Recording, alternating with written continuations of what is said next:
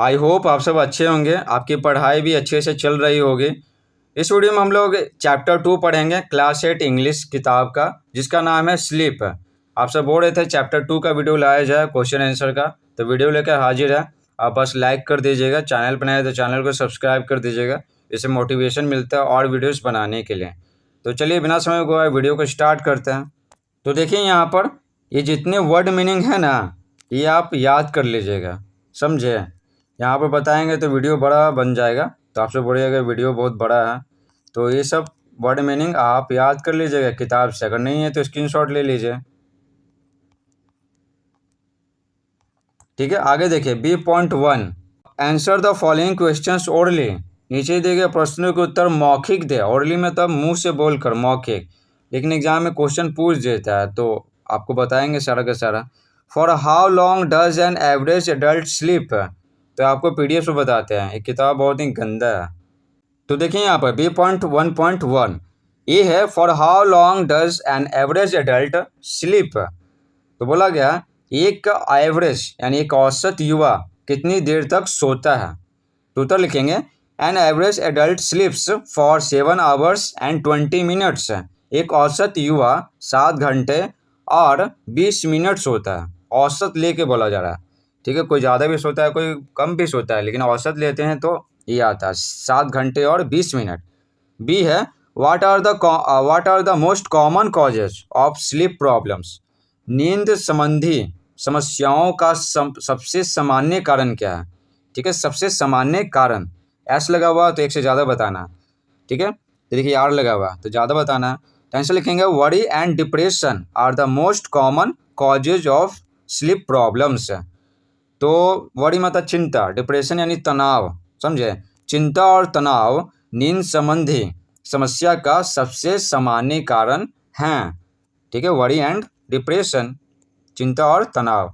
सी number है tell some of the factors which affect sleep. कुछ कारकों के बारे में बताइए जो नींद को प्रभावित करता है, जिसे नींद नहीं आता है। Also add some new things, साथ ही साथ कुछ नए चीज़ों को जोड़िए। Which are not mentioned in the passage, जो पैसेज में, अनुच्छेद में नहीं बताया गया। ठीक है, जो स्टोरी पढ़े थे ना, जो स्टोरी पढ़े थे, चैप्टर पढ़े थे, तो उसमें नहीं बताया गया, तो वो भी जोड़ना है हमें, समझिए।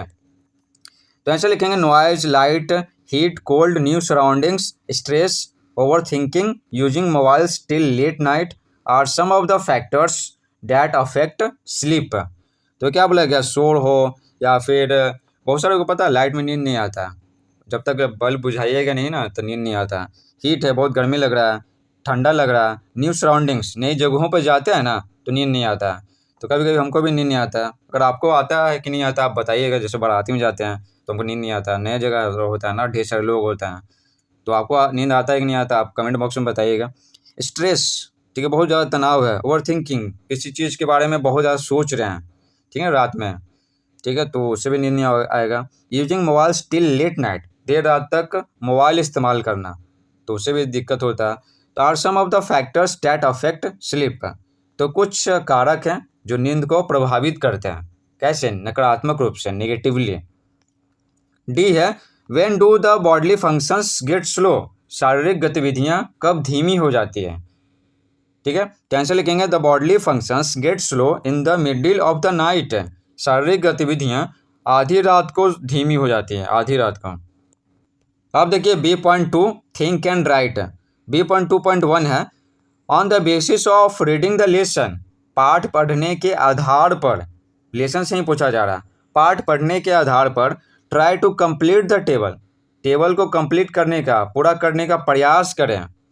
Bye giving the 5 stages in 1 sleep cycle and 2 alternating phases. तो बोला गया एक नींद चक्र और 2 बदलता हुआ फेज, कभी फेज 1 आता है, कभी फेज 2 आता है, समझे। एक नींद चक्र और 2 बदलता हुआ फेज में जो 5 स्तर है उसको देकर, ठीक है, तो 5 स्तर से भरना है, ठीक है। जो इससे संबंधित है, इससे संबंधित है। जो अंडरलाइन किया हुआ है ना वो आंसर लिखा हुआ, तो अंडरलाइन किए हैं, इसको कलर किए हैं ताकि आपको दिखने में अच्छा लगे। तो इतना मेहनत करते हैं तो आप वीडियो को लाइक कर दीजिएगा, समझे, और चैनल पर नहीं तो चैनल को सब्सक्राइब कर दीजिएगा। तो देखिए आंसर लिखेंगे स्टेज 1 एंड 2, यहाँ पर खाली स्थान है। तो देखिए नॉट इन डीप स्लीप, तो स्टेज 1 और 2 में ना गहरी नींद में नहीं सोते हैं, और कोई जगाएगा तो जग जाएंगे तुरंत। स्टेज 3 और 4 में क्या है, ठीक है, स्टेज 3 और 4 में गहरी नींद में सोते हैं, breathing and heart rate slow down and body is motionless, ठीक है।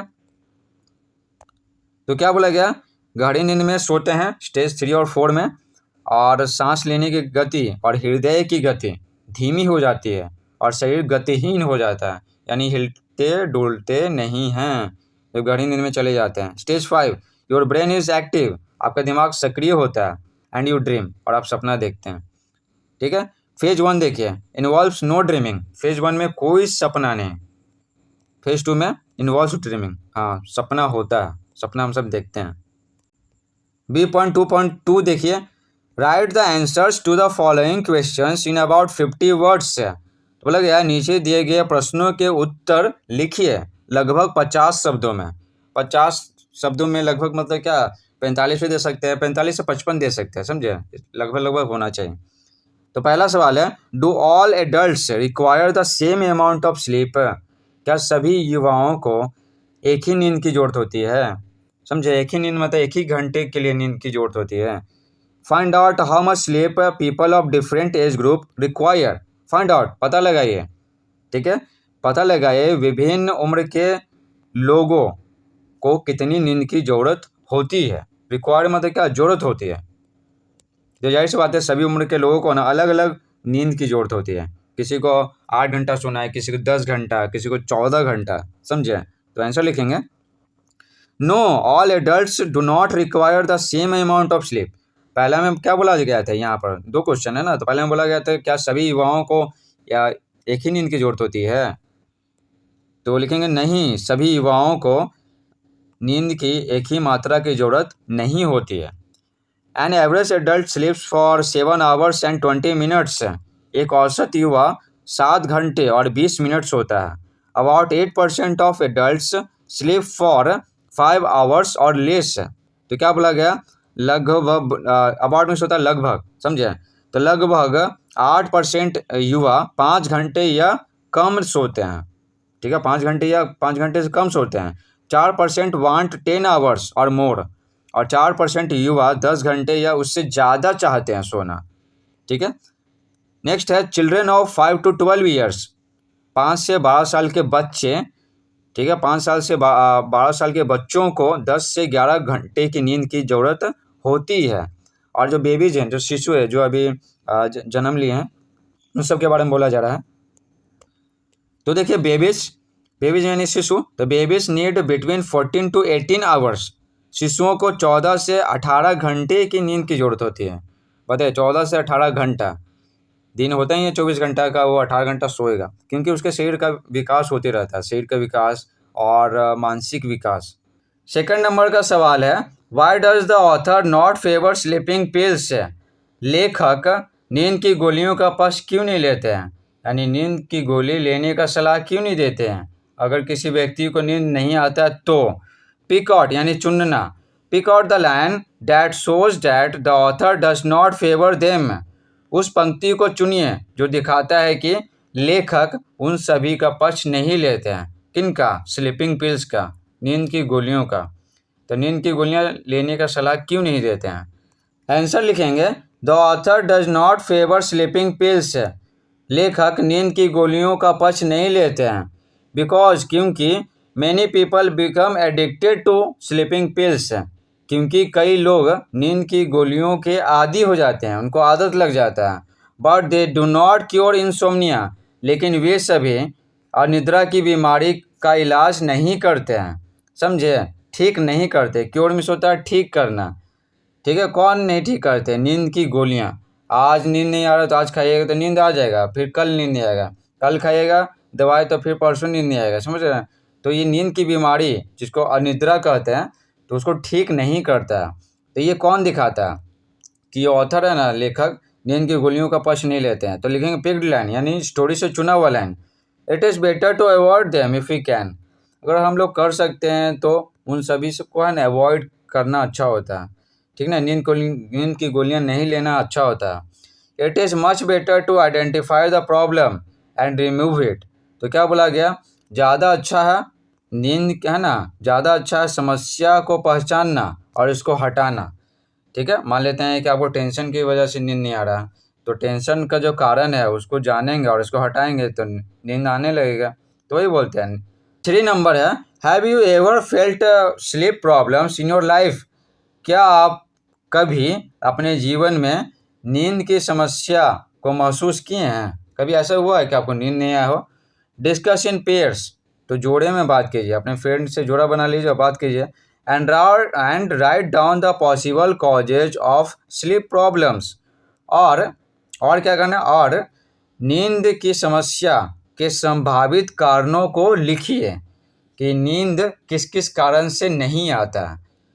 ठीक है, तो सब लिखना है। तो उत्तर लिखेंगे, समटाइम्स, कभी कभी, आई हैव स्लीप प्रॉब्लम्स, कभी कभी नींद की समस्या हमको होता है, आपको भी होता होगा। बिकॉज ऑफ एग्जाम स्ट्रेस, ठीक है, खासकर स्टूडेंट को ना एग्जाम स्ट्रेस की वजह से, तनाव की वजह से, एग्जाम में कैसा परफॉर्म करेंगे, तनाव हो जाएगा, उसी का नींद नहीं आ जाता।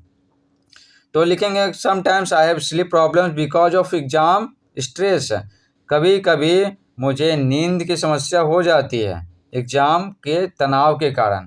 Other possible causes of sleep problems can be, क्या बोला गया, दूसरे संभावित कारण नींद की समस्या का क्या है, can be some kind of physical और इमोशनल पेन, किसी प्रकार का शारीरिक या क्या बोलते हैं, मानसिक, इमोशनल दर्द हो सकता है, शारीरिक या मानसिक दर्द हो सकता है।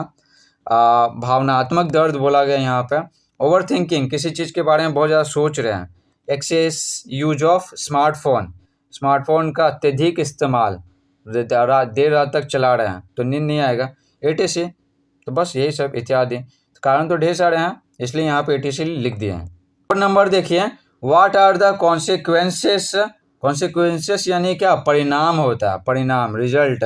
What are the consequences of regularly missing sleep for long periods of time?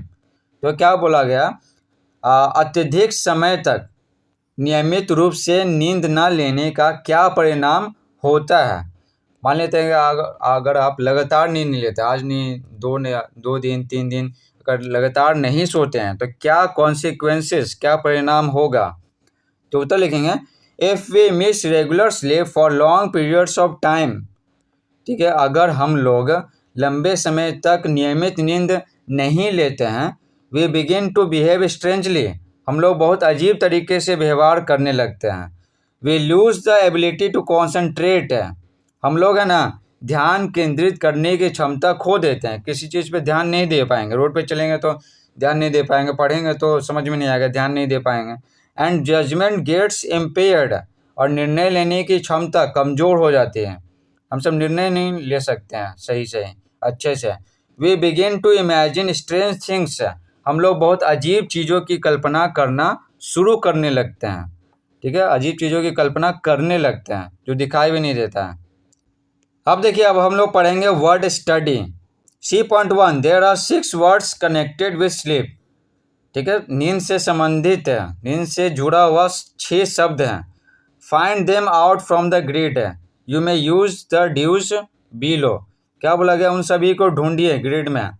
You may use the dues below, और जो नीचे हिंट दिया गया है ना, ठीक है, इसका इस्तेमाल कर सकते हैं।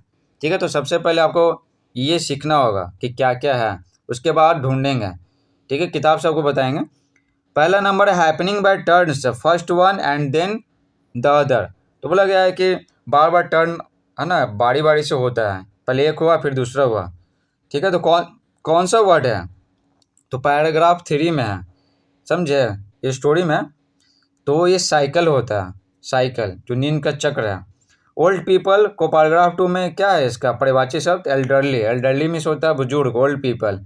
स्टेट ऑफ बीइंग सैड और ग्लूमी यानी उदास, सैड। तो सैड का क्या है, पैराग्राफ 8 में क्या लिखा हुआ, तो वरी, चिंता लिखा हुआ। वीकेंड मतलब कमज़ोर हो गया, ठीक है, कमज़ोर हो गया। तो पैराग्राफ 7 में इसके लिए क्या शब्द इस्तेमाल किया गया, इम्पेयर्ड यानी कमज़ोर हो गया। एबनॉर्मल मतलब असामान्य, तो पैराग्राफ 7 में इसके लिए वर्ड लिखा हुआ डिरेंज्ड यानी असामान्य, एबनॉर्मल। यूज टू मतलब क्या, आदी हो जाना, तो पैराग्राफ 5 में लिखा हुआ इसके लिए वर्ड एडिक्ट, समझे, आदी हो गया, आदत लग गया। अब देखिए, अब यही सब जो शब्द है ना, ठीक है, हम लोग ग्रिड में ढूंढेंगे, ठीक है। और ये सब हिंट दिया हुआ था कि हाँ क्या क्या और किस किस पैराग्राफ में मिलेगा, ठीक है। तो आप ये याद रखिएगा, साइकिल, एल्डरली यानी बुजुर्ग, वरी, इम्पेयर्ड, डिरेंस्ड और एडिक्ट, ये 6 शब्द हमें ढूंढना है ग्रिड से। आप भी ढूंढिए, देखिए क्या क्या था। वरी था, वरी, तो यहाँ पर मिल गया ना वरी, यहाँ पर हो गया वरी। नेक्स्ट क्या है, नेक्स्ट है एडिक्ट, तो यहाँ पर एडिक्ट हो गया।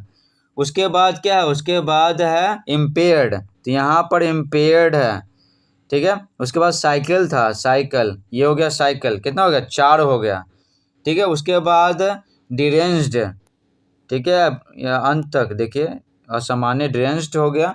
उसके बाद एल्डरली था, तो एल्डरली बच गया, तो यहाँ पर एल्डरली है, बुजुर्ग, ठीक है। तो 6 को हो गया, 1 2 3 4 5 और 6, ठीक है। तो अब आगे बढ़ते हैं। तो आगे दिया हुआ है, ये सब दिया हुआ था ना, हिंट दिया हुआ था, तो आपको बताएं कि हाँ ये सब था। C.2 read the following sentences carefully, तो नीचे दिए गए वाक्यों को सावधानीपूर्वक पढ़िए। The elderly need less sleep, ठीक है, बुजुर्ग लोगों को कम नींद की जरूरत होती है। When we sleep the bodily functions slow down, जब हम लोग सोते हैं तो शारीरिक गतिविधियां धीमी हो जाती है, ठीक है। You soon begin to behave strangely, अब जल्द ही अजीब तरीके से व्यवहार करने लगते हैं। बिगिन में होता है शुरू करना, तो अजीब तरीके से व्यवहार करना शुरू करने लगते हैं। तो यहाँ पर देख रहे हैं, ये जो अंडरलाइन किया गया है, LY लगा हुआ है, इसमें भी LY और इसमें भी LY, इसी के बारे में बोला गया है, समझे। तो कौन नाउन की तरह बिहेव कर रहा है, तो और कौन एडजेक्टिव की तरह, ये सब आपको बताना है। तो यहाँ पर देखिए, ये सब्जेक्ट की तरह काम कर रहा है, ठीक है। तो ये क्या हो गया, नाउन हो गया, समझे, लिखा हुआ ना एल्डरली, द एल्डरली क्या नाउन की तरह बिहेव कर रहा है, LY लगाया हुआ। तो यहाँ जो बॉडली है, तो ये नाउन है, तो नाउन का विशेषता बता रहा है, तो बॉडली यहाँ पर क्या हो गया, एडजेक्टिव हो गया। और यहाँ पर शुरू में सब्जेक्ट की तरह दिया हुआ, तो नाउन हो गया, समझिए, तो ध्यान से समझिएगा। और यहाँ पर बिहेव वर्ब है, तो वर्ब का विशेषता कौन बताता है, एडवर्ब, ठीक है। तो स्ट्रेंजली क्या कर रहा है, वर्ब का विशेषता बता रहा है, तो ये स्ट्रेंजली क्या हो गया, स्ट्रेंजली हो गया एडवर्ब, समझ गए। तो ये नाउन हो गया, ये एडजेक्टिव हो गया, ये एडवर्ब हो गया। तो ये मत सोचिएगा कि LY लगाया हुआ तो सब सेम ही होता है, नहीं, अलग अलग होता है। हमें सेंटेंस को समझना पड़ेगा कि किसका विशेषता बता रहा है और कैसे यूज हो रहा है, समझे। अब यहाँ पर क्या बोला गया, now try to find out what different functions the LY words perform in the sentences given below. अब बोला गया, अब तो पढ़ लें, अब नाउ अब ट्राई टू फाइंड आउट, और पता लगाने का प्रयास कीजिए कि जो LY वर्ड्स हैं, ठीक है, वो जो वाक्य हैं, नीचे दिए गए वाक्य, उसमें क्या काम कर रहे हैं, नाउन का काम कर रहे हैं, एडजेक्टिव का या एडवर्ब का, समझे। तो चलिए आपको PDF से बताते हैं। तो देखिए यहाँ पर A नंबर है, द स्टर्ली विंड्स ब्रिंग रेन। तो देखिए यहाँ पर विंड क्या है, विंड यहाँ पर नाउन है, तो नाउन का विशेषता कौन बता रहा है, स्टर्ली, तो नाउन का विशेषता कौन बताता है, एडजेक्टिव, तो हो जाएगा आंसर एडजेक्टिव, ठीक है, एडजेक्टिव।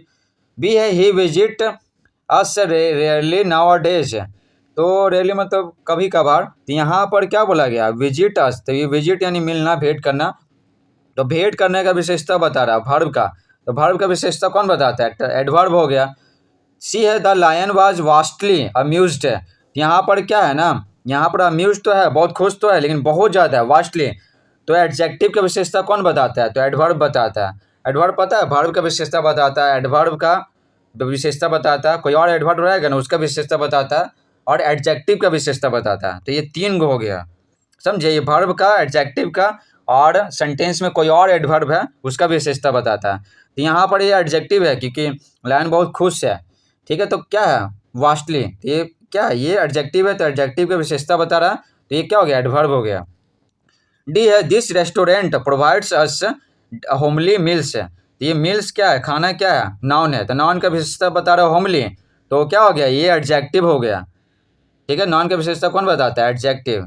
ई नंबर है, his monthly salary is very high, इसका हिंदी क्यों नहीं बता रहे हैं, वीडियो फिर बड़ा बन जाएगा, ठीक है। यहाँ पर सैलरी के बारे में बोला गया कि मासिक सैलरी है, तो सैलरी क्या नाउन है, तो नाउन का विशेषता बता रहा है मंथली, तो नाउन की विशेषता एडजेक्टिव बताता है, तो आंसर हो गया एडजेक्टिव।